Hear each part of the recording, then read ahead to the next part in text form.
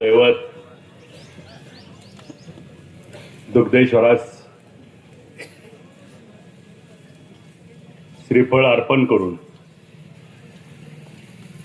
आज दुग्धेश्वराचा आशीर्वाद घेण्यासाठी सर्व उमेदवार नतमस्तक झाले। त्या दुग्धेश्वरास नतमस्तक होतो। या सोलापूर जिल्ह्यातलं ऋषितुल्य नेतृत्व, राज्याचे माजी उपमुख्यमंत्री, ज्येष्ठ नेते विजयसिंह मोहिते पाटील साहेब या जिल्ह्यामध्ये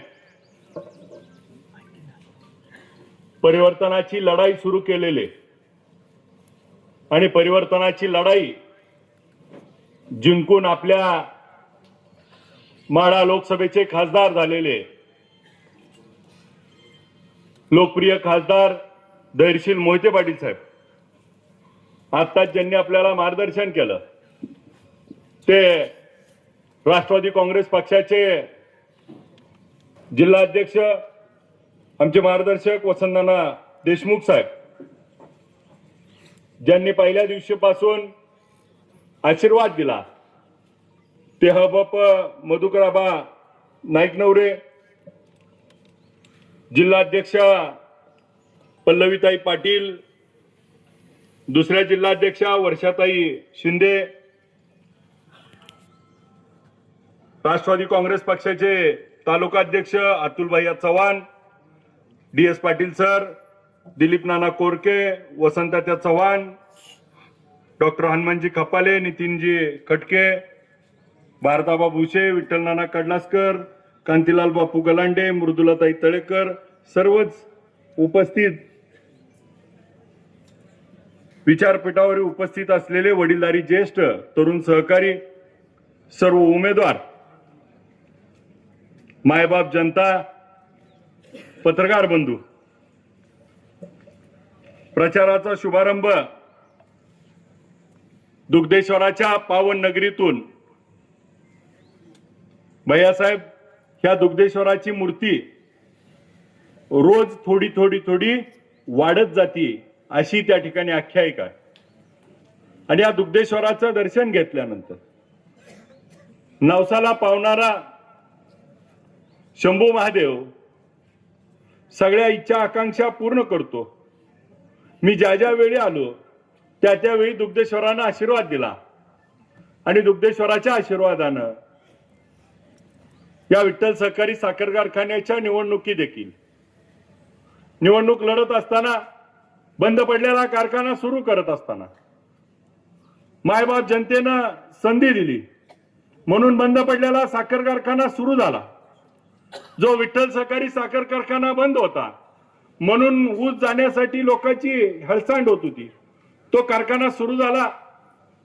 मी निवडून यायच्या आधी त्या ठिकाणी 3 लाख गाळप नाना त्या वर्षी झालं होतं आणि या वर्षी आम्ही महिन्यात 3 लाख गाळप केलं। पहिल्या वर्षी निवडून आलो 7 लाख गाळप झालं होतं, या वर्षी 2.25 महिन्यात 7 लाख गाळप केलं। मग जो कारखाना सभासदांनी बंद पडला होता तो सुरू करण्याची ऊर्जा दिली, संधी दिली म्हणून त्या ठिकाणी सुरू झाला। ज्यावेळी कारखान्याची निवडणूक लढली त्यावेळी ऊसाचा भाव आपण सगळेजण परिचित आहे की 2,022 रुपये जिल्ह्यामध्ये ऊसाची दराची स्पर्धा होती आणि मग पहिल्या वर्षी आम्ही 2,500 रुपये भाव देऊ म्हणून निवडणूक लढली, मागची ऊसाची बिलं देऊ म्हणून निवडणूक लढली। मग ऊसाची बिलं देत थकीत बिलं देऊन त्या ठिकाणी 2,500 रुपये भाव दिला। आता काही लोक ऊसाच्या दरावर बोलतात, पण आपण जसं विठ्ठल सहकारी साखर कारखान्याला संधी दिली त्या वर्षीपासून बघा, पहिल्या वर्षी 2,500 रुपये दिला, पुढच्या वर्षी इथल्या एका कारखान्याने 2,500 रुपये जाहीर केला। मी फक्त म्हणलं आपला कारखाना अडचणीत आहे, त्यांचं 2500 आहे तर आम्ही 2550 रुपये देऊ. त्यांच्यावर टीका झाली, टिप्पणी झाली. जाहीर केलं राज्याचे उपमुख्यमंत्री अजितदादाच्या समोर 2500 रुपये आणि जमा करायची वेळ आली 2700 रुपये. त्यानंतर दुसऱ्या एका कारखान्यानं 2800 केलं, आपण 2825 रुपये केले. मला सांगा, मी जर त्यावेळेस 2550 च्या ऐवजी 2400 म्हणलो असतो तर काय झालं असतो? मिळालं असतं दराला? स्पर्धा लागली असती का? मग त्या वर्षी 2825 रुपये सांगितलं, 2825 ते 3000 रुपये. का पुढे गेला नाही कोणता कारखाना? गेला का? मग बोलण्याचा अधिकार त्या ठिकाणी कुणाला आणि का? मग गेल्या वर्षी स्पर्धा लागलेली होती. आज देखील ठामपणे सांगतो, 3500 रुपये देणार म्हणजे देणार. आज काही अडचणी आहेत, जरूर अडचणी आहेत, परंतु जे जे शब्द दिले ते सगळे पाळले.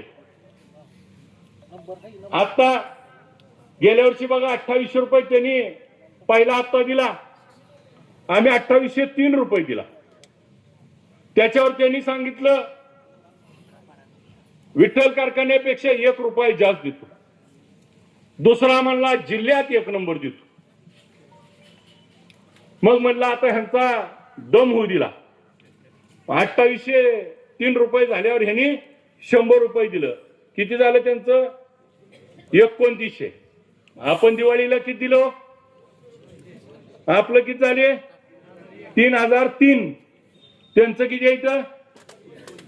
आता अजून तुम्ही 103 रुपयानं महागाय आणि कुठली नाकानं वांगी सोलायला लागलाय? बरं, पहिल्या वर्षीचं उदाहरण बघा. 2500 रुपये होतं. मी जर पहिल्या वर्षी म्हणलो असतो 2800 रुपये देता येते, ही म्हणली असते आम्हाला 2500 आणि 300 दाबलं असतं का नाही? पण ह्यांची कळ मारायची होती मला. हळूहळू विठ्ठलच्या सभासदाला विश्वास आहे, निवडून दिलाय का नाही? आज विठ्ठलचा सभासद एकालाही त्या ठिकाणी विश्वास नाही. सगळ्याला वाटतंय 3500 मिळणार. पण माझं म्हणणं काय, आपलं 3.5 मिळणार आहे तर ह्यांचं घालवायचं. तर आता ह्यांचं काय आहे बघा, ह्यांचं क्रशिंग इकडल्याचं किती आहे माहित आहे का? 25 ते 27 लाख. 25 लाख क्रशिंगला. 500 न पैसे किती झालो? 25 पाचा 125. 100 रुपये अजून राहिले ना आपल्या माग. म्हणजे 600 रुपये 25 सक 150 कोटी ह्यांचं जाणार आहे. माझं 30 जायचं. मग माझं म्हणणं काय आहे, तुम्ही 100 केलं, मी 200 केलं. आता बारी कोणाच्या? त्यांची आहे का नाही? लय शेतकऱ्याचा पुळका आहे. मन ना उद्या 200 नाही काढलं तर बोल पुढं. तुझं घालवायचं आजी आम्हाला. आणि त्यांच्या पार्टीच्या लोकांना ही कळत नाही, लगा घालवून तुम्हाला मिळवून देणार आहे. ती काय आपल्या पार्टीला मिळणार का पैसे? त्यांचाच ऊस गेला आणि त्यांनाच पैसे मिळवून देणार आहे. आज गेल्यावर बटन तेवढं आपल्याला दाबणार आहे. आणि मग मी तर उलट म्हणतो, आता लागली निवडणूक, ऊस दराचा विषयच काढलाय. माझं जाहीर पत्रकार महोदय आपल्या निमित्तानं रणजित सिंह शिंदेंना आव्हान आहे, आपण जर खरंच त्या ठिकाणी सेवा करताय तर एखाद्या वडिलांना दिलेला शब्द पूर्ण करणारा खराच पोरगा मरत असतो. 600 रुपये उद्या जमा कर आणि मग मैदानात ये. त्यांचा नाद काय? आपलं घालवायचं आणि त्यांचं झाकून ठेवायचं. आर गाड्यानो, तुम्हाला पटांगणात एक गडी म्हणला ही बारा पटांगणात आलाय. आर मी पटांगणात 2 वेळा येऊन गेलो, तुम्हाला गावलो नाही. आता तुम्हाला सगळ्याला एकाच कोंड्यात घेतलंय. कसा बाहेर निघताय बघतोच. अरे अजून एक लय भारी बोलती ती. आता भाजपाच्या विरोधात बोललो. अरे आमची लढाई त्यांच्याशी नाहीच. आता महिला आमच्या आहेत पण तुमच्याबद्दल नाही. जी चाडगेपणा असतो का ती दोन चार नेता असं करते तर आणि जणू काय पालकमंत्री आली त्या चाड्या लावायला लागली ती. आम्ही काय म्हणलोच नाही. आम्ही काय म्हणतोय माहित आहे का, हितली प्रस्थापित कोण आहे? तिथली प्रस्थापित हितली प्रस्थापित ज्यांनी अनेक वर्ष पंचायत समिती जिल्हा परिषद औदुंबर अण्णांच्या काळानंतर कधी आपल्या परिवाराला पंचायत समितीवर सत्ता स्थापन करता आली नाही. आणि मग ही योग्य वेळ होती. मग ज्यांनी त्या ठिकाणी वर्षाताई आत्ता बोलताना सांगितलं, वर्षाताईंनी गेले 1 वर्ष झालं जसं आरक्षण निघालं तसं ह्यांना घेऊन प्रचार केला. वाखरी गाणा गटात त्या ठिकाणी पिंजून काढला. आणि मग मला सांगा ही निवडणूक कोणाची होती हो? ह्यांनी काय केलं? वर्षाताईंना तिकीट द्यायच्या ऐवजी स्वतःच्याच भावाच्या बायकोला द्यायला निघाले. आज त्यांचा वापर करून घेतला का नाही? प्रचार करून घेतला आणि पुन्हा घरचा उमेदवार आणला. मला सांगा घरचा उमेदवार आणत असताना त्यांनी जर वर्षाताईंना तिकीट दिलं नाही, राष्ट्रवादी 2-1 होऊन आणि म्हणून मी भाजपमध्ये जातो म्हणलं असतं तर थोडी लाज राहिली असती. आता कशासाठी गेली ती? ह्यांची एवढी राहिली नाही का दादांनी माझ्याकडे पाठवलं. पुन्हा ही इकत बसली असती. एक कारखाना ऐकलाय 40 वर्षानं देऊन टाकलाय आणि ती गडी सांगतोय आम्हाला. आता साधं उदाहरण आहे.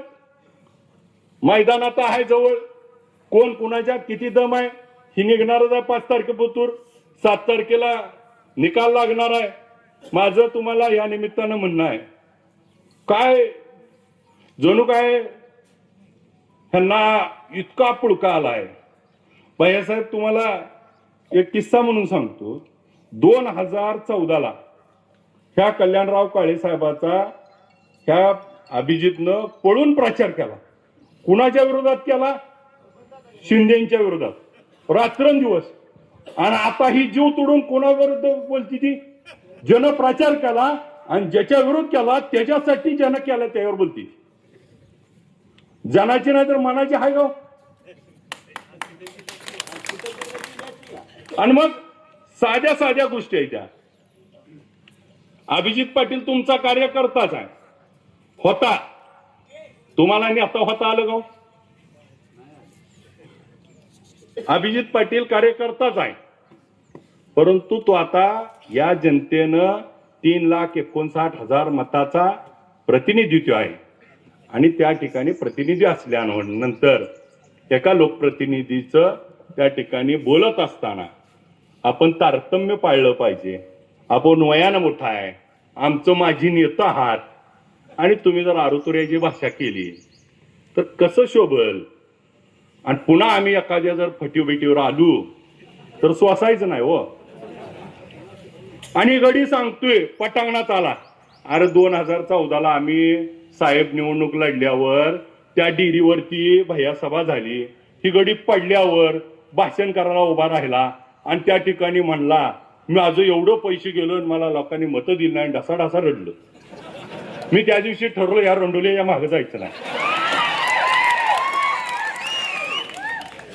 अरे आपण लढणारा माणूस आहे. हार जीत काय बी होईल. निवडणूक आहे. कुस्तीच्या मैदानात आल्यावर चितपट करल पण रडत. अरे म्हणलं ह्या आपल्या गाडीला ऐकीचा नाही गाड्या.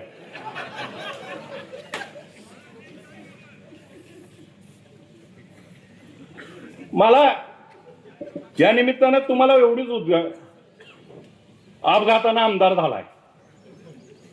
लगा 30,600 चालू आहे.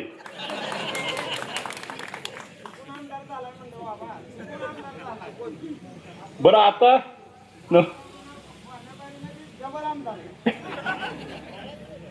ही प्रेम आहे. आज बघा या जिथं आज भैया आपण शुभारंभ करतोय ह्या गावात 1349चं लीड आहे.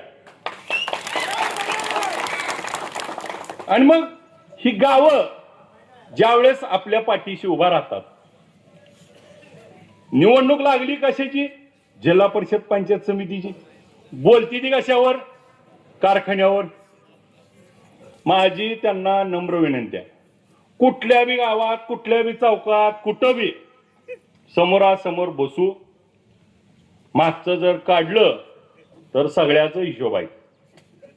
पण माझी विनंती आहे, ही आपल्या सहकार्यांची निवडणूक आहे.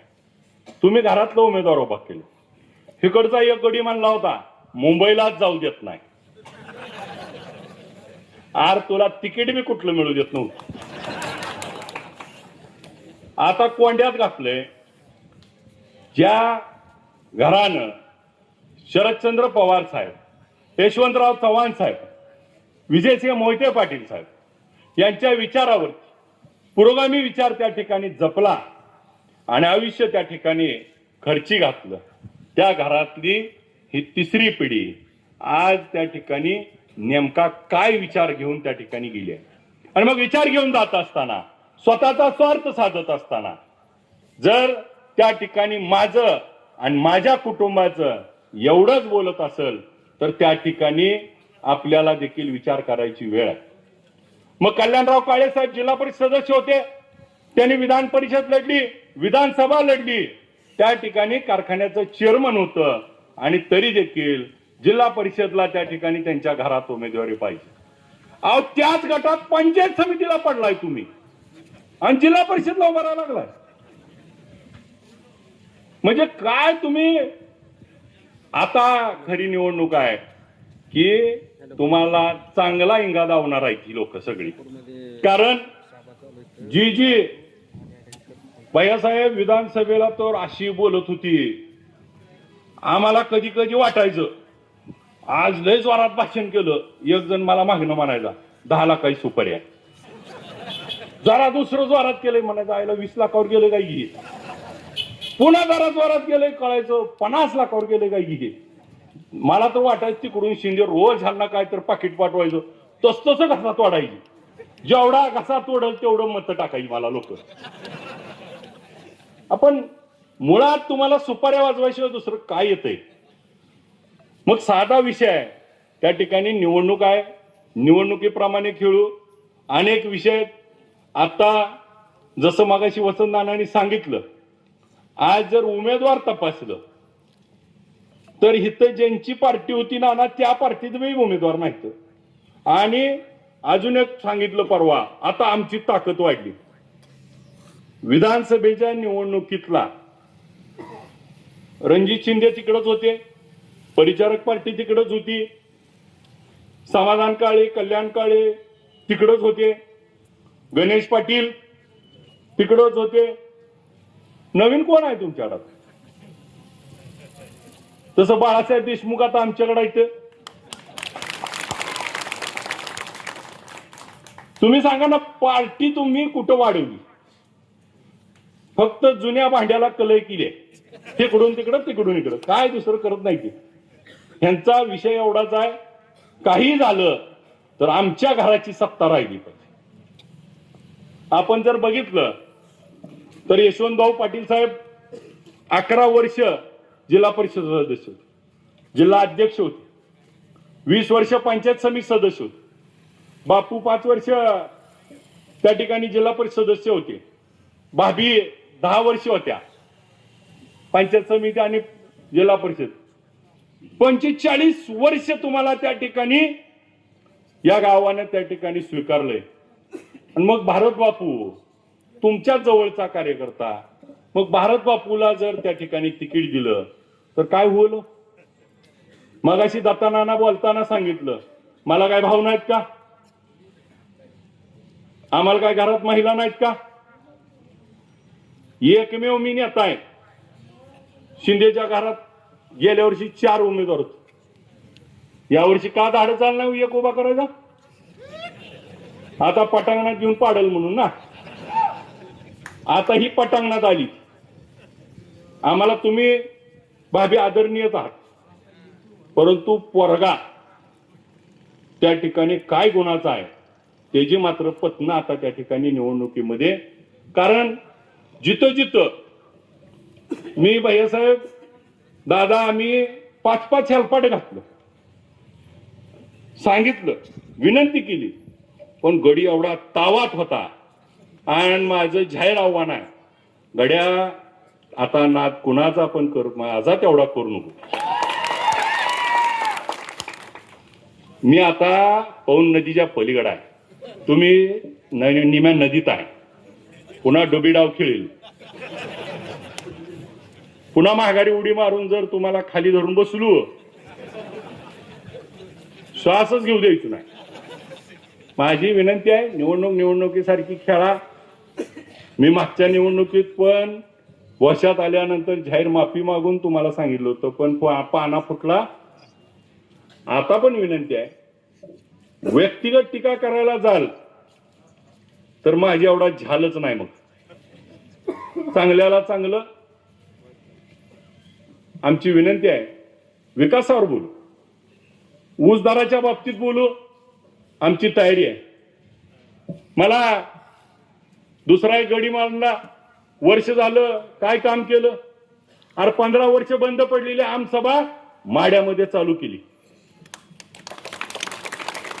पंढरपूरची आमसभा बंद पडली होती, 13 तास आमसभा त्या ठिकाणी घेतली. मध्यंतरी पत्रकार महोदय माझ्या ग्रीनिस बुक ऑफ मधली रेकॉर्ड मधली काही लोक येऊन भेटून गेली आणि त्याची माहिती घेऊन गेली. आणि आम्ही आता त्या ठिकाणी 13 तास आमसभा झाली असं कुठं रेकॉर्ड आहे का देशात तपासायला लागले. आणि जर त्या ठिकाणी आपल्यापेक्षा जास्त कोणी घेतली असेल किंवा नसेल तर त्याची माहिती 6 महिन्यात आम्ही गोळा करू. आणि आतापर्यंतच्या माहितीनुसार आपणच एकमेव आहे की 13 तास त्या ठिकाणी आमसभा घेणार आहे. आणि मग काय काम केलं तर दर 3 महिन्याला त्या ठिकाणी आम्ही बीएलसीची मीटिंग घेतो. शेतकऱ्याला का कर्ज देत नाहीत, अण्णासाहेब पाटील महामंडळात का कर्ज दिलं जात नाही, सीएमए जीएमएचं का कर्ज दिलं जात नाही, या बाबत पाठपुरावा करतो. मग पीडब्ल्यूडी असेल, त्या ठिकाणी सार्वजनिक बांधकाम असेल, पाटबंधारे असेल, पाण्याच्या बाबतीतलं नियोजन करायची जबाबदारी असेल, त्या ठिकाणी त्याच्यावरती आम्ही काम करत असताना आज रस्त्याच्या कामाच्या अनेक त्या ठिकाणी योजना पुढे घेत असताना विधानसभेमध्ये तुम्ही निवडून दिले, विधानसभेचा आमदार म्हणून ज्या वेळी त्या ठिकाणी विधानसभेचं अधिवेशन आलं, एकही दिवस गैरहजर न राहणारा आमदार म्हणून मी काम करतोय. आणि ज्या दिवशी विधानसभेत जातो त्या दिवशी बोलल्याशिवाय त्या ठिकाणी येत नाही. आणि मग जे म्हणून प्रश्न आहेत, आपल्या भागातला त्या ठिकाणी दुधाचा भेसळीचा प्रश्न होता, त्या ठिकाणी आम्ही लावून धरला, एमपीडी लागला. आज दूध भेसळ्यावरती मोठं काम करण्याचं संधी मिळाली. आज मार्केट कमिट्या प्रायव्हेट केल्या जाणार आहेत, त्या विधेयकावर बोलण्याचं काम केलं. शिक्षकाच्या टीईटी बाबतचं बोलण्याचं काम केलं. वकील संरक्षण कायद्यावरती बोलण्याचं काम केलं. त्या ठिकाणी जिल्हा परिषद निवडणुका झाल्या पाहिजे त्या संदर्भात भूमिका मांडली. पंढरपूरच्या दूषित पाण्यावरती भूमिका मांडली. पंढरपूरच्या दर्शन रांगेत होत असलेल्या त्या ठिकाणी चुकीच्या गोष्टीवरती भूमिका मांडली. चांगल्याला चांगलं, वारी चांगली झाली, त्याचं देखील अभिनंदन आम्ही केलं. आणि मग चांगल्याला चांगलं म्हणण्याचं आणि त्या ठिकाणी संविधानिक पदावरती बसल्यानंतर त्या प्रत्येक कामाच्या सहभाग घेत असताना माझ्यासारखा कार्यकर्ता ज्या ठिकाणी माझ्या घरात ग्रामपंचायत सदस्य नव्हता त्या ठिकाणी मला चेअरमन केलं, आमदार केलं. आज मला तुम्ही मतदारसंघाने त्या ठिकाणी आशीर्वादानं निवडून दिलं, म्हणून या राज्यातलं सर्वोच्च पद असणारं विधानसभेच्या अध्यक्षपदाच्या खुर्चीवर देखील आपल्यामुळे बसायला मिळालं. आणि मग तुम्हाला संधी मिळाली होती, जी संधी मिळाली तिथं तुम्हाला काम करता आलं का? मला जी संधी मिळाली ती त्या ठिकाणी काम करण्याचं काम केलं. एक साधं उदाहरण सांगतो. आतापर्यंत राज्यामध्ये कुठेही जे आपल्याकडं महाई सेवा केंद्र चालवतात त्यांची मीटिंग कुणी घेतली नव्हती, त्यांच्या अडचणी समजून घेतल्या नव्हत्या. अनेक प्रश्न, अनेक अडचणी आहेत, त्या सगळ्या प्रश्न समजून घेऊन त्यांच्या सोबत राहण्याचं काम करतोय. मग प्रत्येक प्रश्नावरती प्रत्येक सोमवार मंगळवार जी असेल एक ना एक दिवस त्या ठिकाणी काम करायची भूमिका घेतली. आज आपल्या ज्या ठिकाणी आपण दुग्धेश्वराचं नारळ फोडला, आपण त्या दुग्धेश्वरा मंदिराला अनेक वर्षापासून मागणी होती, ब वर्ग दर्जा त्या ठिकाणी आपण इथं दिला. या गावच्या ग्रामपंचायत ऑफिसाला 25 लाख रुपये नवीन दिलं. अशी अनेक काम आहेत. मग इथं जे म्हणून आपल्याला करता आलं ते करण्याची भूमिका या ठिकाणी बजावली. आणि मग या सगळ्या भूमिका बजावत असताना आज मात्र विकास कामावरती बोलण्यापेक्षा आणि मग ही सांगते ती काय निधीचं. आज मला या निमित्तानं आपल्याला सांगायचंय, निधी आणायचा आहे म्हणते ती. निधी कुठनं आणणार आहे? मी एक गोष्ट सांगतो. काही जणांनी सांगितलं विरोधी पक्षात आहे. विरोधी पक्षात असलेला जरी आमदार असला आणि त्या ठिकाणी काम करत असला तरी बघा, ज्याचं काम बोलतं त्याला काय असतं. मी एक साधं उदाहरण सांगतो. आपल्या इथं शक्तीपीठ व्हायला लागला होता. बार्शीवरनं मोहोळवरनं पंढरपूर सांगोला मार्गे चालला होता. मी अधिवेशनात 2 वेळा प्रश्न विचारला याच्यावरती की हा शक्तीपीठ त्या ठिकाणी रत्नागिरी कोल्हापूर रस्त्याला पॅरलल होणार आहे आणि हा या रस्त्यावर वाहतूक नाही.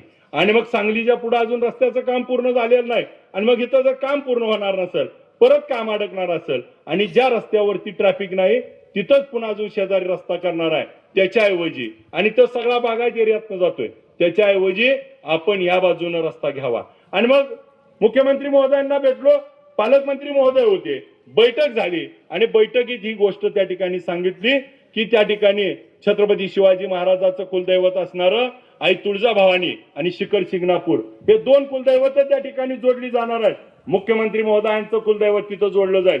ज्योतिबा देवस्थानाला त्या ठिकाणी रस्ता जाईल, पन्हाळगड जाईल, बाळूमामाचं आदमापूर जोडलं जाईल आणि हा रस्ता सगळा माळरानावरनं जाणार आहे. आणि मग माळरानावरनं गेल्यानंतर तो बार्शीतनं माड्यावरनं मोडलीमोरनं करकमवरनं त्या ठिकाणी आव्यातनं जांबूडवरनं भैयांच्या मतदारसंघातनं माळशिरस मधनं पालकमंत्र्याच्या मतदारसंघात जाणार आहे. आणि मग ही ज्यावेळेस भूमिका आम्ही त्या ठिकाणी मुख्यमंत्री महोदयाला मांडली आणि मुख्यमंत्री महोदयांना सांगितलं विकसित भागात विकास करण्यापेक्षा अविकसित भागामध्ये विकास झाला पाहिजे. आणि हा रस्ता जर या माळरानावरून गेला तर या बाजूला या गावामध्ये मेंढापूरमध्ये भैया आपल्याला MIDC करायची आहे आणि मग आपल्या हाकेवरनं रस्ता जाणार आहे. ह्या MIDCला मोडलीम MIDCचं अधिसूचना निघाली आहे. माड्याच्या पलीकडे एक MIDC करायची आहे, आपल्याला माळशिरस मध्ये एक करायची आहे, पालकमंत्र्यांनी मसवडमध्ये एक करतायत आणि मग त्या माळरानावर केल्या तर 5-6 MIDC होतील आणि मोठे उद्योग येतील. इथल्या तरुणांना रोजगार मिळेल, इथले तरुण त्या ठिकाणी उद्योग व्यवसाय टाकतील आणि आपल्या भागाची त्या ठिकाणी एक वेगळ्या औद्योगिक क्रांतीमध्ये बदल होईल. ही मुख्यमंत्र्यांना त्या ठिकाणी मीटिंग मध्ये त्या बोलल्यानंतर मुख्यमंत्री महोदयांना ही गोष्ट पटली आणि मग मुख्यमंत्री महोदयांनी त्याच्यावरती दुसरा आराखडा करायला सांगितला. दुसरा आराखडा झाला आणि मुख्यमंत्री महोदयांनी विधानसभेमध्ये पालकमंत्री आणि माझं नाव घेऊन त्या ठिकाणी सांगितलं की आपण हिकडून रस्ता आता हिकडून बदलतोय. आणि काय गडी म्हणायला लागलं, आम्ही मागणी केली, त्यांना माहित बी नाही. माझी विनंती आहे, मागणी केली, मंजूर केली कोणी हो? मुख्यमंत्री महोदयांनी. मुख्यमंत्री महोदयांनी म्हणले का यांचं पत्र आलतं म्हणून मी मंजूर केला? माझी विनंती आहे की हा मुख्यमंत्री महोदयांनी 300 किलोमीटर रस्त्याची त्या ठिकाणी लाईन बदलली. आज काय जणांना वाटतंय ह्यात काय होणार आहे? एक साधं उदाहरण सांगतो. पत्रकार बंधू आहेत, पत्रकार बंधू, आपण दगडी पुलाच्या शेजारी एक पूल आहे, त्या पुलावरनं सोलापूरकडे निघाल्यावर एक वळण आहे बघा, एक वळण आहे. उजव्या बाजूला 65 एकर जमीन आहे भैया, डाव्या बाजूला दोन्हीकडे शासनाची जमीन आहे आणि वळण केलंय. ती जर रस्ता सरळ केला असता त्या वळणात 58 लोकांचा जीव गेलाय. एक रस्त्याला एक वळण चुकलं, 58 लोक गेली. 300 किलोमीटर रस्ता चुकला असता तर पुढची पिढी बर्बाद झाली असती. म्हणून त्या ठिकाणी लोकप्रतिनिधी म्हणून विधानसभेमध्ये आवाज उचलला आणि विधानसभेत आवाज उचलल्यानंतर काय होतं, आपल्या मतदारसंघातनं 90 किलोमीटर रस्ता जातोय. 1 किलोमीटरचा खर्च आहे 100 कोटी रुपये. 90 गुणिले 100 किती झाले? 9,000 कोटी रुपये त्या ठिकाणी मतदारसंघात येत आहेत आणि 100 आणि 50 आणि 10 आणि 20 कोटी लाखात बोलतील.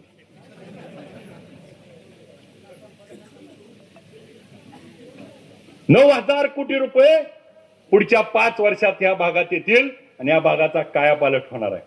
आणि मग विरोधी पक्षात होतो, काम करत असताना माझी गोष्ट ऐकली जात होती. अनेक विषयावरती बोलत असताना भैयासाहेब कुर्डवाडीमध्ये बारलोणीच्या एका मुलानं चक्री गेम मध्ये 90 लाख रुपये हरले आणि त्या ठिकाणी गळफास लावून घेतला.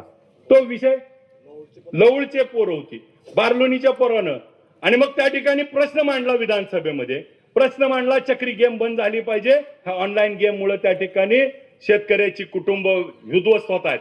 एक धाराशिव जिल्ह्यातलं बावी म्हणून गाव आहे, त्या बावी गावच्या पोराने 1,05,00,000 रुपये त्या चक्री गेम मध्ये हरला आणि हरल्यानंतर काय केलं, आता सावकार दारात बसायला लागलाय म्हणून स्वतःच्या पोराला बायकोला त्या ठिकाणी विष पाजलं आणि मारून टाकलं. त्या बाईच्या पोटात देखील बाळ होतं आणि स्वतः त्या ठिकाणी विष प्याला, अख्खं घर संपवलं चक्री गेमच्या नादात.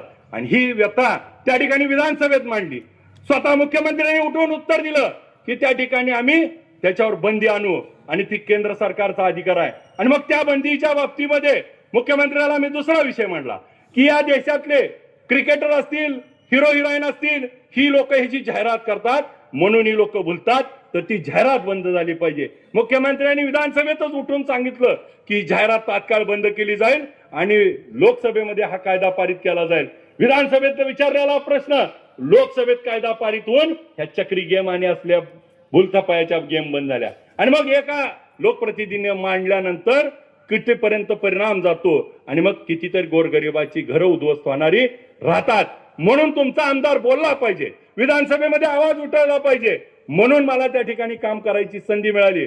आतापर्यंत म्हणायची ह्याला निधीच नाही, आता कसा देणार आहे, अरे आता तिजोरीच्या चाव्याच आजीचा दगडायच्या, आता कसं. आणि मग दोन राष्ट्रवादी काँग्रेस एक होण्यापेक्षा दोन परिवार पवार कुटुंब एकत्र व्हावं ही माझ्यासारख्या सामान्य कार्यकर्त्याला वाटणारी भावना मी अनेक वेळा त्या ठिकाणी बोलून दाखवली. आणि याला आता त्या ठिकाणी दोन्ही पवार कुटुंब एकत्र आले, त्यामुळे दोन्ही राष्ट्रवादी एकत्र आल्या.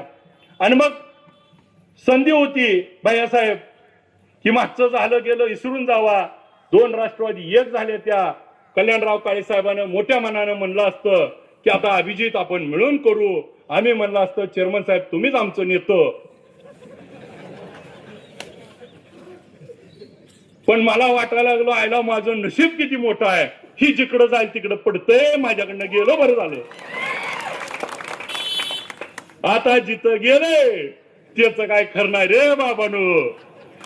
पालकमंत्री महोदय जपून राहा राव, काय नाही तर ती लय अपशकुनी आहे.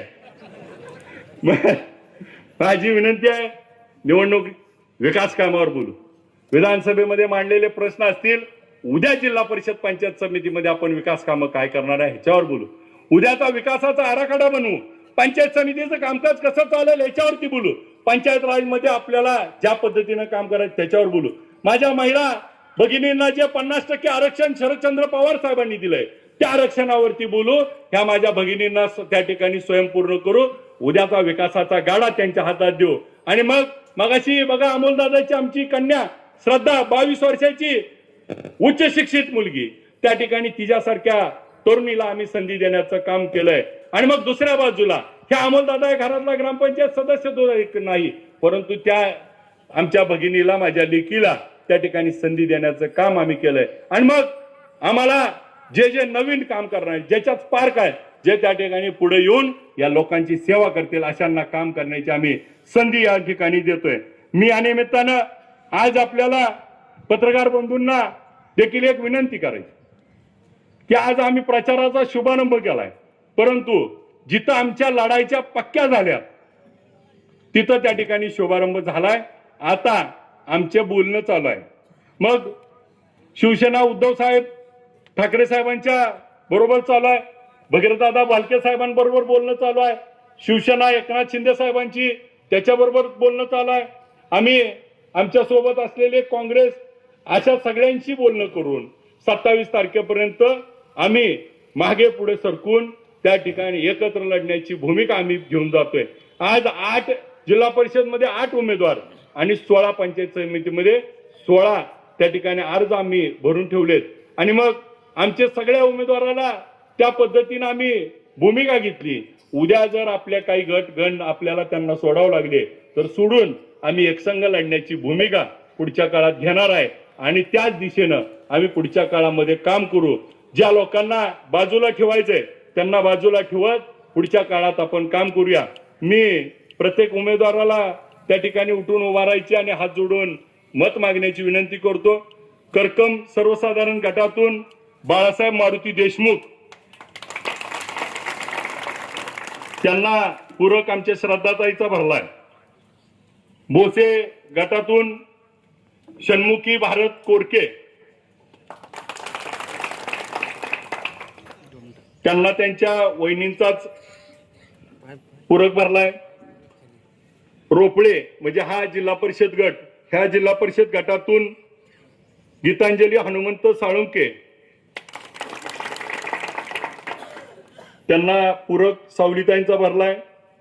गोपाळपूरमध्ये सुनंदा हनुमंत पवार, याचबरोबर वाखरी गटातून मयुरी संतोष बागल,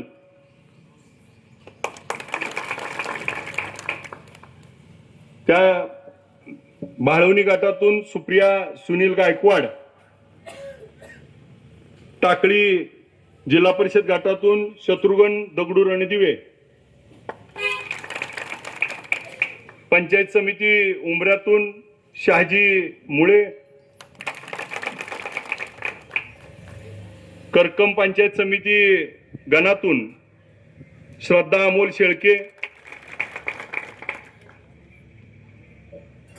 त्याचबरोबर बोसे पंचायत समितीमधून भाग्यश्री अण्णा भुसनर आणि त्यांना पूरक समता काकासाहेब पवार,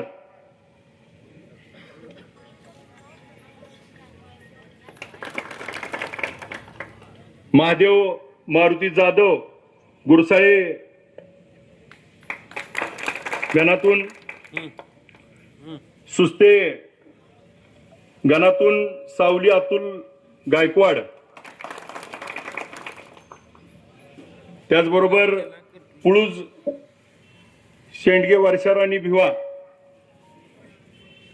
गोपाळपूर मधून तारामाई रामचंद्र मोरे,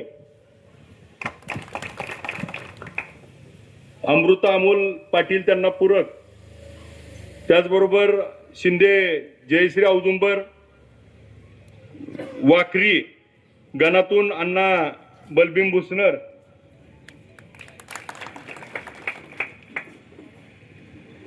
पटवर्धन कुर्ली गणातून प्रमिला सोमनाथ झांबरे,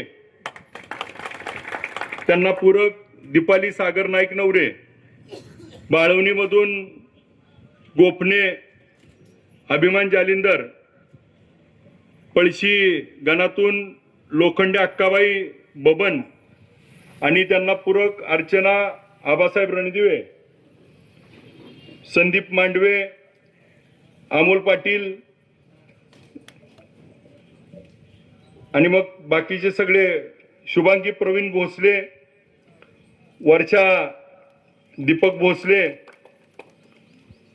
नानांचे ते आले नाहीत ना देशमुख, आणि यामध्ये आम्ही सगळेजण जरी 8 गट आणि 8 गणा 16 गणात आम्ही उमेदवार भरले असले तर खासदार साहेब, वसंत नाना आणि आम्ही बघून त्या ठिकाणी एकसंघ येऊन ही निवडणूक लढण्याच्या दृष्टीनं वेळ 27 तारखेपर्यंत घालवण्यापेक्षा प्रचाराचा शुभारंभ करून ज्यांनी सुरुवात केली, माझी आपल्या सर्वांना नम्र विनंती आहे की घड्याळ आणि तुतडीच्या समोरचे असलेले हे सर्व उमेदवार उद्या 5 तारखेला आपण बहुमोल मतदान करून घड्याळ आणि तुतारीच्या समोरील बटन दाबून या सर्वांना निवडून द्यावं. खासदार साहेबांनी जो केंद्रात नसेल, राज्यातनं आम्ही ज्या योजना राबवतोय, पंचायत समिती आणि जिल्हा परिषदेमध्ये रोज जाऊन बसणं होणार नाही आणि मग राज्याचा कारभारातला काही अंश म्हणून काम करत असताना, मतदारसंघामध्ये 134 गावामध्ये फिरत असताना आज लोकप्रतिनिधी म्हणून यशवंतराव चव्हाण साहेबांनी हे स्थानिक स्वराज्य संस्थेचं जाळं तयार केलंय. यामध्ये या सर्व उमेदवाराला संधी द्यावी एवढं नम्र आपल्याला आवाहन करतो. या सर्व उमेदवाराला प्रचंड असा आपलं मतदान रूपी आशीर्वाद देऊन निवडून द्यावं ही विनंती करतो. मोठ्या संख्येने आपण सगळेजण सहभागी झाला त्याबद्दल आपले आभार व्यक्त करून मी आपली रजा घेतो. जय हिंद, जय महाराष्ट्र.